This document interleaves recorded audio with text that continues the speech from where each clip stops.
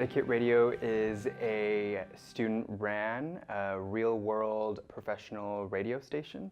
So the students sign up as hosts, and they feature the music, they perform. It can be live, it can be DJ, it could be mixes, all sorts of things. It's very diverse. So Etikett Radio is that platform that allows students to voice their music.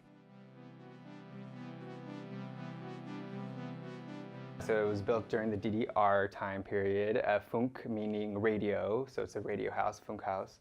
And I guess at this time, it was like a flourishing facility. There was ice cream shops, markets, grocery stores. I mean, it's still an amazing facility to this day, and a lot of artists and renowned professionals come here. Ableton Loop was hosted here, which was amazing, Red Bull Music Academy, so it has a spot on the map, which is pretty exciting for all of us.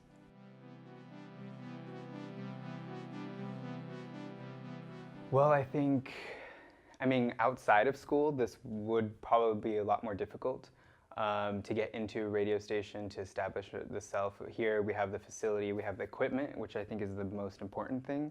Etikett Radio, I think, has a pretty strong diversity ethos. In general, I would say the sort of music I make is quite diverse. It's not the typical sort of club music scene or music industry scene in terms of popularity. So I feel like me being a part of this is already part of that step toward diversity, this ambient sort of soundscape, classical, if you will, sort of genre. And then seeing the other hosts who are doing like jazz or old town, like folk. Some people are doing radio stations like this. It allows that freedom. So every student that maybe is a little bit like, I want to do my music, but not sure, Etikett Radio is that place, is that platform, is free, no borders. So it's great.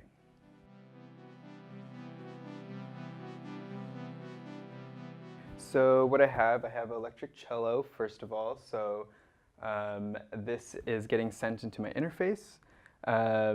I have Ableton Live, and then an M Audio MIDI controller and Roly Seaboard Rise, which is like a 5-dimensional multi-timbral MIDI controller. So it's extremely sensitive. I think it contrasts. I got it because it doesn't contrast. It actually like works really well with the cello, the expressive qualities of the cello, and this are pretty beautiful. A MIDI controller can't express that much, so this really has that sort of expression I need. And then I have a launch pad. It's simple, launch clips that I work on, and that's sort of the foundation I build my composition on. So I use Ableton, and then I have loopers on here. So I have loopers, I think 5 different instruments on here, 9 different instruments on here, and 2 various effects that I use with the cello.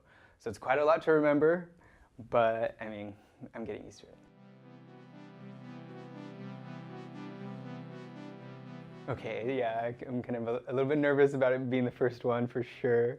I mean, Frontier is the name of it, and then basically I wanted to showcase my field recordings and the sound design I work on. And so I've traveled a lot. I've been to Brazil, Iceland, Austria, all these places, and I always record, and that's what this guy's for. I work on the clips at home. I manufacture sort of a soundscape that sort of depicts a world when people hear it. It sounds like birds or dogs or something like this. And then while these are playing, I'm adding all the like compositional stuff onto it, like the harmonies, melodies, the more rhythmical stuff I do with the rest of it. So it's sort of a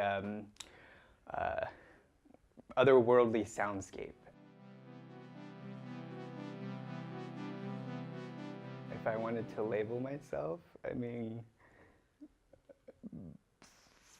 I would label myself, I don't know, explorer. I don't know. That's what I do. So I explore sounds, possibilities, this radio station. So yeah. That's your etiquette. That's my etiquette.